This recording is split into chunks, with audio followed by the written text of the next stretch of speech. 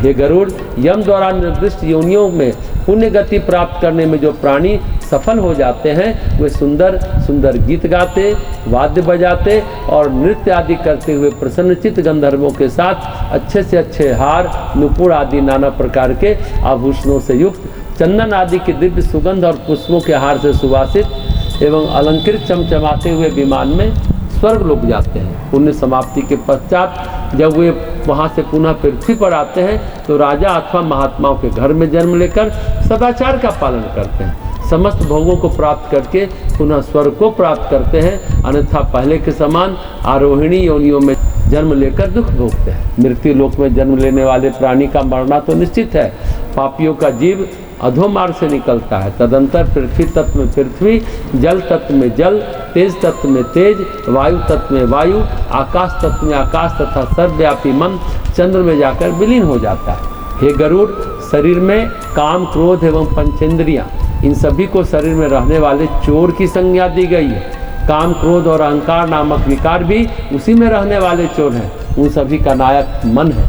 इस शरीर का संहार करने वाला काम है जो पाप और पुण्य से जुड़ा रहता है। जिस प्रकार घर के जल जाने पर व्यक्ति अन्य घर की शरण लेता है, उसी प्रकार पंचेंद्रियों से युक्त जीव इंद्रियाधिष्ठात्री देवताओं के साथ शरीर का परित्याग कर नए शरीर में प्रविष्ट हो जाता है। शरीर में रक्त, मज्जादि 7 धातुओं से युक्त यह षटकौशिक शरीर है। सभी प्राण, अपान आदि पंचवायु, मल मूत्र, व्याधियाँ, पितृ, श्लेष, मज्जा, मेद, अस्थि, शुक्र और स्नायु, ये सभी शरीर के साथ ही अग्नि में जलकर भस्म हो जाते हैं।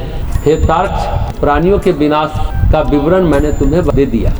अब उनके इस शरीर का जन्म पुनः कैसे होता है उसको मैं तुम्हें बता रहा हूँ। यह शरीर नसों से आबद्ध, सौत्रादिक इंद्रियों से युक्त और नव द्वारों से समन्वित है।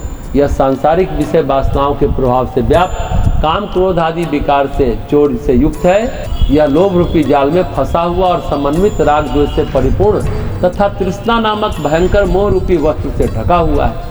यह माया से भली भांति आबद्ध एवं लोभ से अधिष्ठित पूर के समान है। सभी प्राणियों का शरीर इनसे व्याप्त है। जो लोग अपनी आत्मा को नहीं जानते हैं वे पशुओं के समान है। हे गरुड़, 84 लाख योनियाँ हैं और उद्भिज पृथ्वी में अंकुरित होने वाली वनस्पतियाँ, स्वेदज पसीने से जन्म लेने वाले जुए और लीख आदि कीट, अंडज, पक्षी तथा जयारुज, मनुष्य में यह संपूर्ण सृष्टि विभक्त है।